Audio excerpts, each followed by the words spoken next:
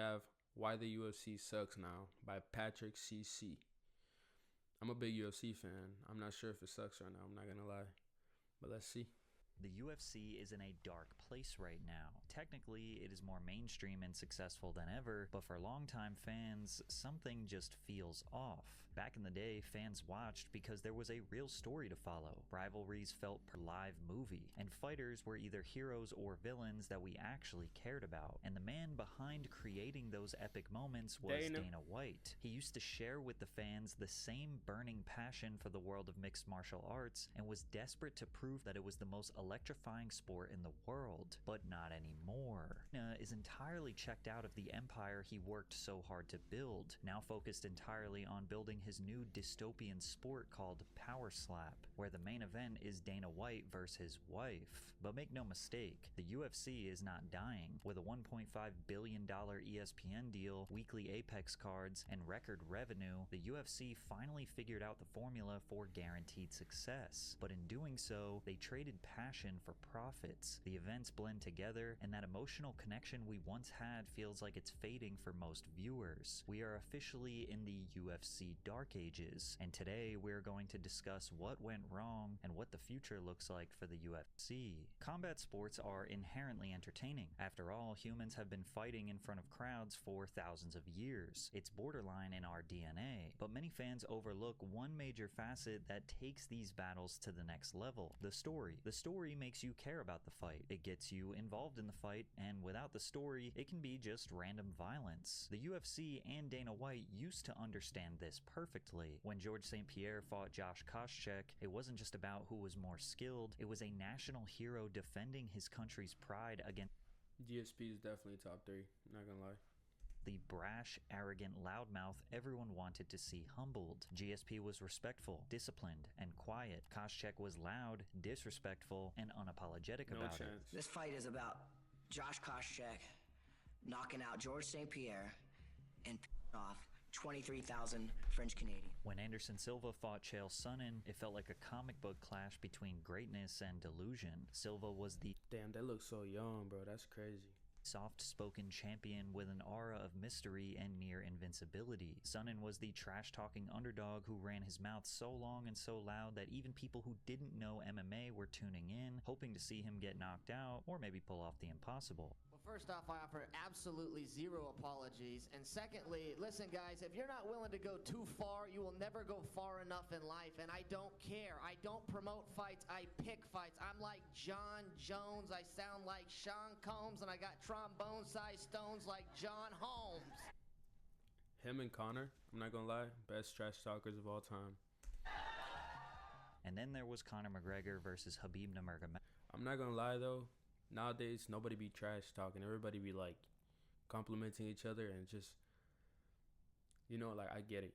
The skill is probably higher than it has ever been, but there's no trash talk. There is no entertainment. Off the biggest fight in UFC history, which was a full-blown culture war. Conor was the cocky and belligerent Irish superstar who was drunk off whiskey, blabbering into the microphone. He was offensive, flashy, and honestly hilarious, turning every press conference into a circus.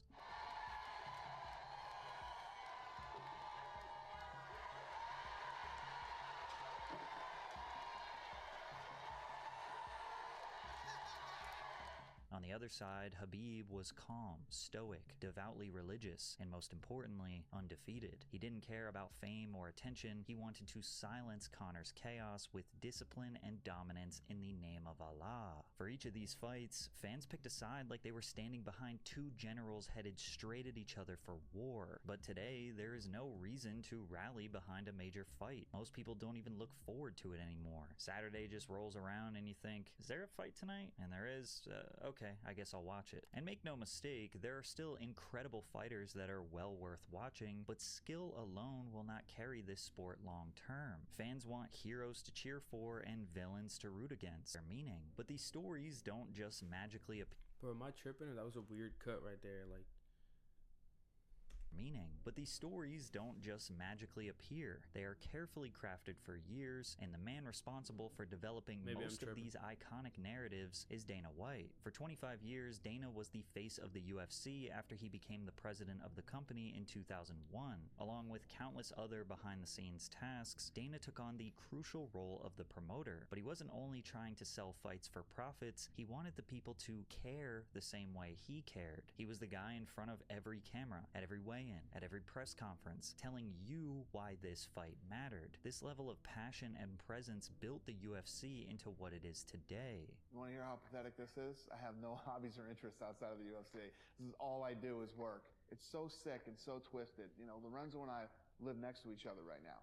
So all we do is, you know, if we're not at work, we're talking about work on the phone, or we're at each other's house working, and now he's moving. And we're talking about me moving because he's moving so that we still live. That's how sick this is. That's crazy, though. But that's what it takes to build, like, incredible dedication, you know? You have to be obsessed with this shit. Massive company needs a central figure who is deeply passionate about their product. If you need a more obvious example of why the promoter matters, look at Vince McMahon's role for the WWE. The rivalries and betrayals build tension long before the bell rings. The promos are arguably more entertaining than the matches. You are not just watching two stuntmen fly around a ring, you are watching a story unfold. And all of the best storylines in WWE history. I'm not gonna lie, I feel like till I was like 11 or 12, probably 12, I'm not gonna lie, I thought that WWE shit was real, bro. I used to watch it all the time. I was like, it's real. And then my cousin, he was like, are you dumb, bro? Like, that shit's fake. And I was like, nah, you lying, bro. Broke my heart with that shit, bro. Vince involved, whether he was controlling the narrative behind the scenes or he was literally playing heel to Stone Cold Steve Austin. And just like the WWE, the UFC does have to manufacture superstardom to some degree. Now, Dana... My top 3 is John Jones, Islam, GSP. Top 5 is those 3. And then we have...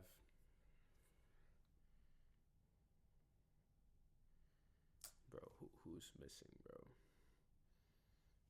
John Jones, Islam, GSP. I'm not gonna lie, this might be biased. I'm putting Topuria up there. The best 3Ps back to back to back ever in the UFC.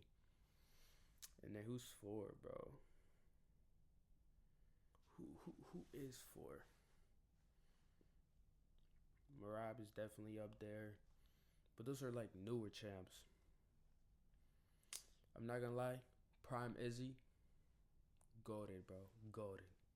Is not necessarily a part of the fighter's storyline, but he is a huge decision maker when it comes to who gets promoted. These fighters get pushed heavily on the UFC's very popular social media accounts. They get highlight reels at major events and get the chance to fight top-tier opponents. And for a very long time, they were excellent at this. The list of icons is long. Chuck Liddell, one of the first mainstream poster boys of the sport. Dana White was able to use his connections to get Chuck on Jimmy Kimmel, Conan, ESPN interviews, and Good Morning America. These appearances helped push UFC fighters beyond fight fans and into the general public's living rooms. Anderson Silva, Dana often referred to as the greatest fighter ever. Forrest Griffin was the winner of the Ultimate Fighter 1 and was on the cover of the UFC 2009 Undisputed video game. These opportunities don't just happen. Dana personally has to make it happen, and when he hyped up the fighters, it made fans more excited. GSP is going to defend his title against Nick Diaz. Anderson Silva will defend his title this summer, and before the end of this year, we will see a super fight with either GSP and Anderson Silva or Anderson Silva and John Jones. Look, like I know people be like, yo, we don't get big fights anymore, but we do, bro. We really do. We had Alex last 2 years going nuts, fighting every 2-3 months. Nobody was doing that shit. Not 2-3 months, but like 3 to 4 months. Nobody's doing that shit. Before that, we had Izzy going crazy. Come on. And then Islam has been active. And then now Topuria. Come on. And even though Dana has an undeniable knack for recognizing and building superstars, some saw his power as a bad thing, because favoritism can bring someone to the top that may not deserve it. You see, the biggest difference between the WWE and the UFC is that the WWE can also control the outcome of the fight. The UFC can't. Dana could spend months, years building up a fighter as a ruthless badass, only for them to get slumped in the first round. Or maybe Dana's personal favorite gets to skip through the ranks quickly and not have to Sean O'Malley fight through an entire division of killers to get a title shot. And many believe that the most recent example of this is Sean O'Malley. I'm not gonna lie though, huge fan. Although I said that, huge fan. If Marab wasn't in the roster, number one.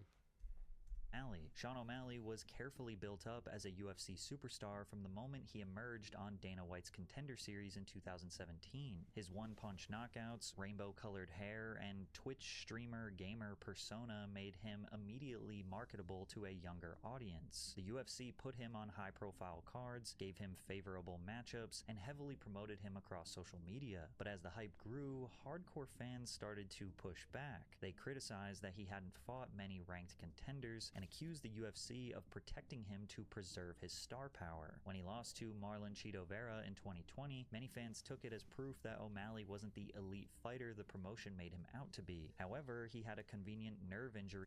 Yeah, I was about to say that wasn't a loss. That made it seem like he didn't have a true loss, which allowed him to keep his contender status. He continued to beat guys in the division with style, which made Dana smile from ear to ear. Part of O'Malley's appeal was that he smoked grass, lived the high life, and had hair that looked like a gender reveal party. But no trash talking. See what I meant? Far from the ultra-disciplined warriors we typically see. He shocked UFC fans when he TKO'd the champion Aljamain Sterling for the belt and then defended his title against Chito Vera. It was almost looking like Dana was right all along. But then there was a fight that Sean O'Malley could not avoid. Merab Dvalishvili, the positive, humble Georgian who had not The machine lost a fight in 6 years. In their first bout, Sean looked absolutely stuck in the ring against Merab, and it cost him the title. But because Dana loves Sean and is a huge draw for the UFC, he got the immediate rematch. This time, the build-up for this fight was deplorable, with MMA media running with the narrative that Sean was so prepared for the rematch that he stopped gooning and smoking weed. Wow. Well, he got absolutely pummeled in the ring the second time, getting submitted by Merab, who is not a submission artist, in the third round. One question about Sean, too. Obviously, 2 back-to-back losses to the same champion, a dominant champion here, puts him in kind of a weird place career-wise because, you know, it's almost like that Max Holloway thing, lose twice to Volkanovski in back-to-back succession. What do you kind of see for him going forward? Well, I mean, O'Malley's got to go home, take some time off, spend some time with his family, do all this stuff, and then let us know what he's thinking.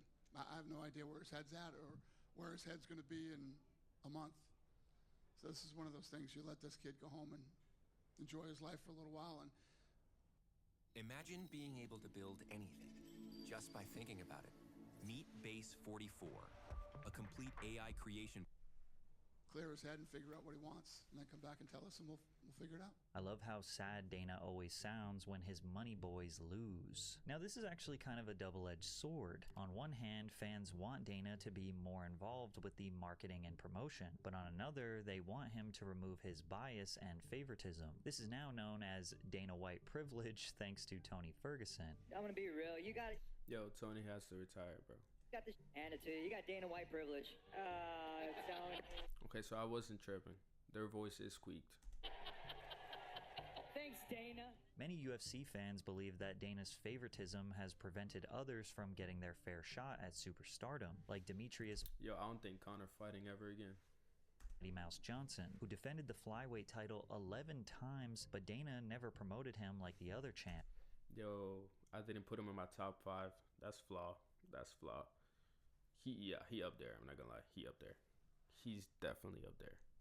And despite being one of the most technical fighters in UFC history, he was traded away to one championship for Ben Askren. Now, at the time... Hey, shout out Ben Askren, bro. I know he's in the hospital, and I know, all praise go to him and his family, brother. Good luck getting that surgery that he needs, and, prayers up for him and his family. The trade seemed highly disrespectful. Instead of figuring out a way to build DJ as a superstar, they got rid of him for someone easier to market. Ben Askren was an undefeated, trash-talking Olympian who had dominated outside the UFC and insisted that he was better than everyone on the roster. His cockiness made him a polarizing figure, which made fans want to either see him prove his greatness or get humbled. And they got what they wanted when he was on the losing end of the fastest knockout in UFC history. And while trading DJ seemed disrespectful, objectively it seemed to create the most entertaining outcome in the end. In my personal opinion, I think it's a net positive the more Dana White tries to push anyone as a superstar, even if we feel like they don't deserve it, because at the very least it gives us a villain to root against. So now you're starting to see this ever-present, complicated stacking nuance here. I've seen MMA fans say a fighter's job is to fight and the promoter's job is to promote. Like, in theory, it shouldn't matter if a fighter is quiet, awkward, or unwilling to trash talk. If they win fights, they should get pushed. But in reality, promotion is built on storylines, personalities, and emotion. And when a fighter shows no charisma, gives bland interviews, and turns down media, it puts all the pressure on the UFC. Not gonna lie though, Bilal was a great champion. But again, no entertainment, bro. Like, yo, the funniest questions they asked him was like, are you gonna go to a decision in a street fight? That was crazy. To craft a narrative from nothing. But there used to be ways to build excitement and build storylines even if there wasn't much to work with. Like, take press conferences, for example. It felt like just yesterday, press conferences were a full-blown show themselves. Like, it wasn't just some pre-game boring Q&A, it was psychological warfare in front of a live audience. Fans and media packed into rooms waiting to see fighters come face-to-face, trash talk, and build excitement. This guy TKOs people. When I knock people out, they don't move. They're not. Who the is that guy? Bro, iconic. Who the is that? That's fucking I iconic. mean, do you understand, Arrow? You and everybody else waited in the weather. You came to the press conference. Vandalay, it looks like he found a bathroom as a backdrop in the men's shelter he's living at in Rio and got somebody to point his cell phone at his face. I'm done talking to you. You can't be done talking to me. You're right here facing me, dummy. You gotta talk to me. You have no choice. You got nowhere to go. You don't got. You're playing touch butt with that dork in the park, the ponytail. I'm the one who ain't got no training partner. I don't think so. You seem to have it all figured out when you're fighting midget. Bro, it sounds so funny when they have the squeaky voice. Like, why did Patrick CC do that shit?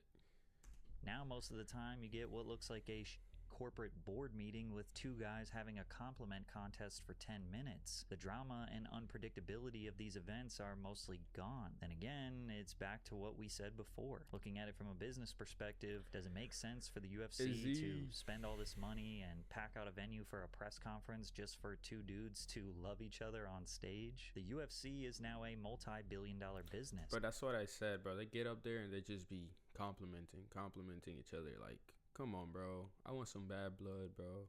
So it's easy to understand why they prioritize finance, because most of the time, what is best for the story is not best for profit. And there are a few key ways that the UFC used to create great stories that they have seemingly abandoned. Firstly, hometown and enemy territory events. The concept mimicked what almost every other sport does: create a home team advantage. They would host the fight in a major city close to the hometown of one of the fighters, where 90% of the audience is cheering for their hometown hero to win, which meant that the away fighter became the enemy, walking out to deafening boos, death threats in the DMs, and sometimes an entire nation hoping they get knocked out. The stakes felt personal, and it created tension that even casual viewers could feel through the screen. Like at UFC 158, GSP versus Nick Diaz in Montreal, Quebec. GSP was Canada's national treasure who represented everything honorable about martial arts, and the UFC put this fight in his hometown of Montreal, where 20,000 fans packed the Bell Center to support. Nick Diaz, on the other hand, was the exact opposite: a trash-talking, weed-smoking brawler from Stockton, California. He disrespected GSP constantly in the lead-up, pledging to embarrass him in front of his home country, and Canadians booed Diaz as loud as they possibly could at him that night.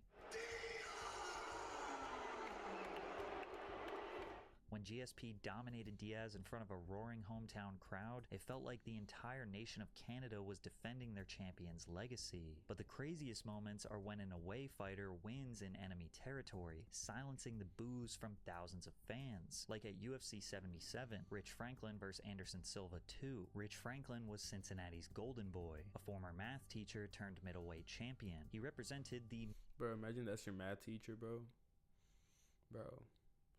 Like, I remember in school, bro, I was low-key like a class clown.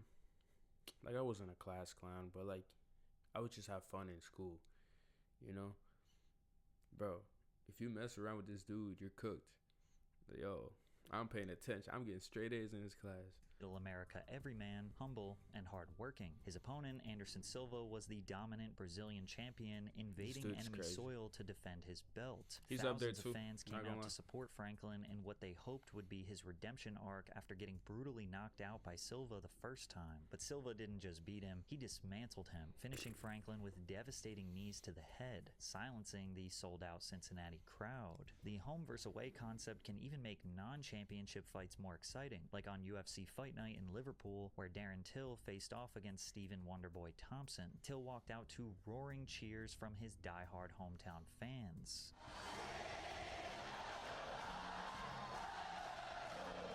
Crazy how his career has taken like kind of a turn, you know, to boxing and things like that, which is alright. Hey, bro, make your money, bro. Even though there was no belt on the line, the atmosphere made it feel as important. Cook Unity is the best meal delivery service, and I've tried others. Chef prepared various important as a championship fight. When Till won, the entire city of Liverpool won too. But in recent years, the UFC has mostly abandoned hometown or enemy territory events. Instead, we get neutral site cards in Las Vegas or sterile matchups at the UFC Apex. The Apex was originally introduced during the pandemic. It's a smaller venue that let the UFC hold events safely. It's also much faster and cheaper for them. Sure, I'm not gonna lie, that low-key did skyrocket the UFC. That decision of like, yo, no matter what's going on, we gonna still put on shows. Yo, that had a big impact, I feel like. It's more efficient for the UFC, but it drains the energy out of almost every fight. The only fight I can think of benefiting from being held in the Apex was Justin Gaethje versus Tony Ferguson, because the sounds of Gaethje beating the hell out of Tony added weight to his eventual downfall. Look at that. Oh my goodness. It doesn't matter how talented the fighters are, watching an event in the Apex is like watching hard sparring in a gym. The Apex cards are the pinnacle of minimum effort. No advertising for the event, base contract fighters except the main event and the feature prelim. Not even in-house media during the week of. Literally, the YouTube MMA community does so much more than the UFC to drive attention to these events. Most Saturdays I just Google if there's an event or not because they're so bad at promotion. Dana has become such a shifty promoter this last decade that we're lucky he isn't involved as heavily in big decisions now, and that lack of effort has even trickled over to main pay-per-view events. The UFC has clearly prioritized America, typically Las Vegas, so they can maximize their profit, but they miss out on some of that emotional electricity that made past events unforgettable. The crowd isn't filled with diehard fans screaming for their hero or booing the villain. It's basically filled with whoever can afford to travel all the way to Vegas and pay over $1,000 for a ticket, which often leads to a lot of celebrities in the crowd who are barely paying attention but just there to be seen. And without that tribal energy from the crowds, even the best matchups can feel strangely hollow. Take UFC 319 for example. The main event is Khamzat Chimaev versus Dricus du Plessis for the title. On paper, it's an amazing fight, and it probably will be a great one, but emotionally, who cares? Du Plessis just became the first ever South African UFC champion. Imagine if his first title defense was in South Africa. Picture the atmosphere if Chimaev had to walk into Johannesburg or Cape Town and fight Du Plessis in front of thousands of passionate local. That would be insane. Fans. It would instantly become a historic moment. Instead, they're fighting in Chicago, a city neither fighter has any connection to because neither of them are American. The event won't have the same aura without the hometown advantage. It's just another title fight. But it's easy to see why hosting the fight in Chicago is a smarter financial decision. UFC 238 was hosted in Chicago in 2019, and they generated over $2 million from 16,000 fans. UFC 225 at the United Center pulled in $2.5 million from 18,000 fans. Compare that to the largest indoor arena in South Africa, Pretoria's Sunbet Arena, which only holds about 10,000 seats. Even at premium pricing, a packed venue might reach $1 million or less, simply due to size constraints. Chicago delivers nearly double or more in gate revenue thanks to higher capacity, ticket prices, and corporate demand. Another storytelling driver that the UFC has seemingly lost sight of is The Ultimate Fighter and Dana White's Contender Series. The Ultimate Fighter is a reality TV series where up-and-coming fighters live together and compete for a UFC contract. Each season has 2 established UFC stars as coaches, leading teams through training and weekly elimination bouts until one winner remains. TUF used to be a machine for building stars. Forrest Griffin, Rashad Evans, Michael Bisping, Tony Ferguson, Nate Diaz are just a few of the many that got their initial hype from the show. And even though this show might feel like cheap reality TV, the best part is that it's closer to actual reality. When these guys get in each other's faces and make threats, they are all more than capable of backing it up. So if a fight is about to break out, it's real. This ain't Love Island. It feels like The Ultimate Fighter is still running just because it used to be popular. The format needs a full revamp, or the tournament needs higher stakes, like a $1 million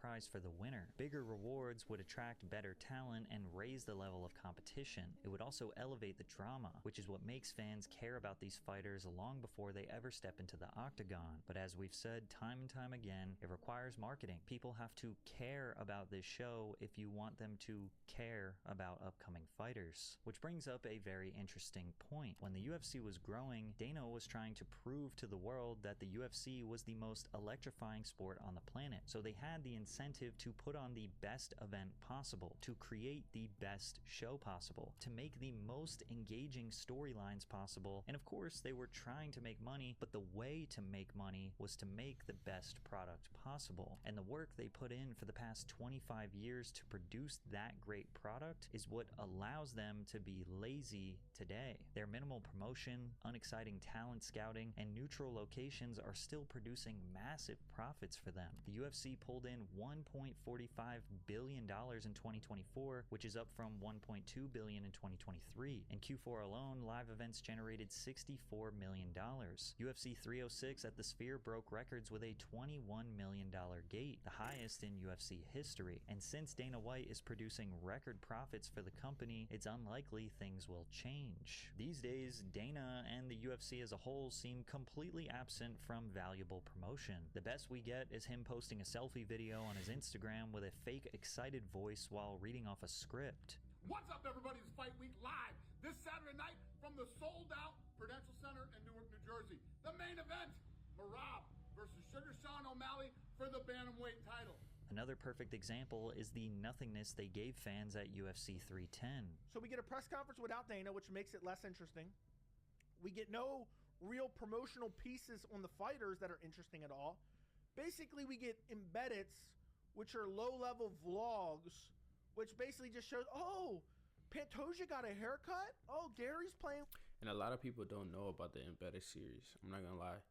Even my boy, that's doing the MMA shit. He's trying to become a UFC fighter. He didn't know they had like an embedded series where you could see the day-to-day up to the fight.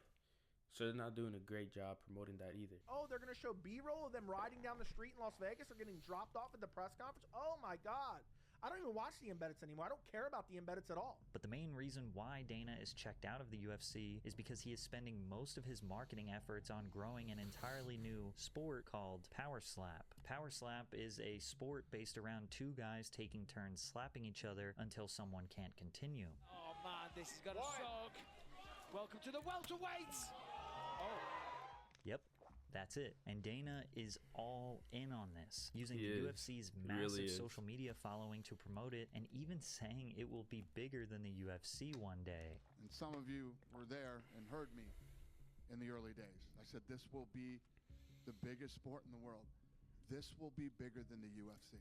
Now, Dana is not a stupid man, but his love for Power Slap can only be explained in two ways. He is either conflicting Power Slap's viral videos for genuine interest in the sport, because he constantly talks about how many views Power Slap gets on social media. It's the most successful thing that I have ever been a part of in my career in such a short amount of time. In 16 months. This thing's only 16 months old. We have more followers than like the NHL, PGA, NASCAR, and many, many others. And we're about to take over Major League Baseball, too.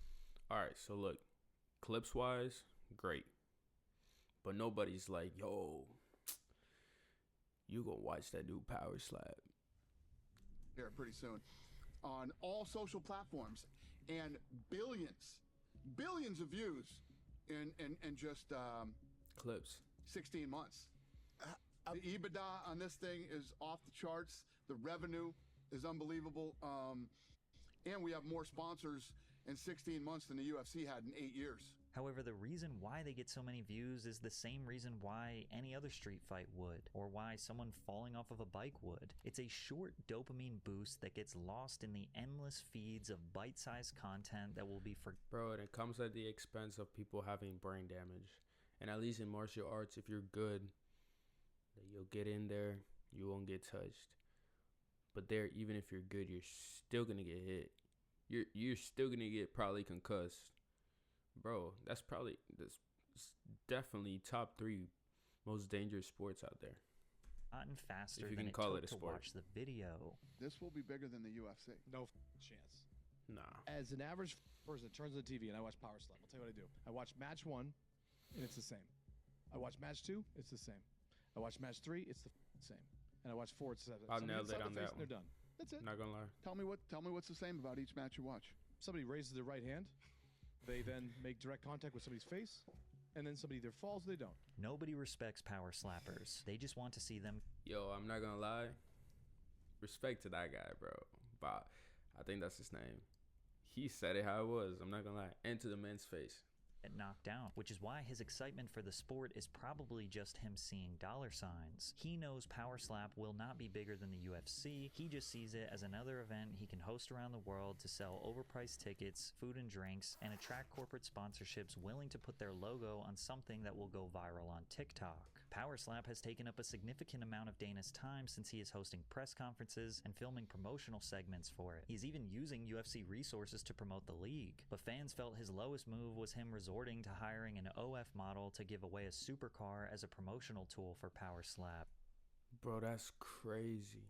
Then again, from a business standpoint, I can see why Dana White is bullish on this league. To be a Power Slapper, you don't need to be an elite athlete. You don't need years and years of dedication, discipline, and training. You just gotta be strong and confident enough to throw a hard slap and take a hard slap. This opens up the door for an endless amount of tough guys and girls around the world who want to participate and have their moment at what feels like a legitimate sport. The barrier to entry to become a competitor or a fan is extremely low because it takes absolutely zero brain power to understand. In the future, nothing complicated will survive. We're moving toward a culture where depth is a liability, and the most successful forms of entertainment will be the ones that demand the least from your brain. No rules to remember, no strategies to analyze, just loud sounds, fast edits, and instant gratification. Power Slap is a perfect symbol of the future, where nuance dies, and whatever can go viral in 10 seconds will always beat out anything that takes time to understand. It's not just a sport, it's a depressing reflection of where human attention is headed, and there's no turning back.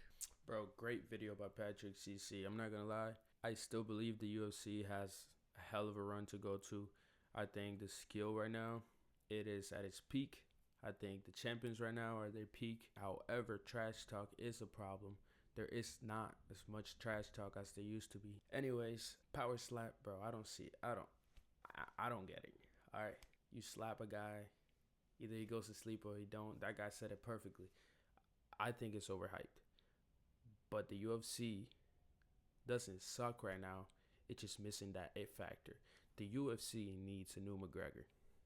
I think that is a more fitting title for this video. Why does it need a new McGregor? Because they need that trash talk. It needs that guy that, brings in the attention from everybody. But yeah, Hey, if you like this video, go ahead and hit that like button. And if you want to see more reactions, just go ahead and hit subscribe.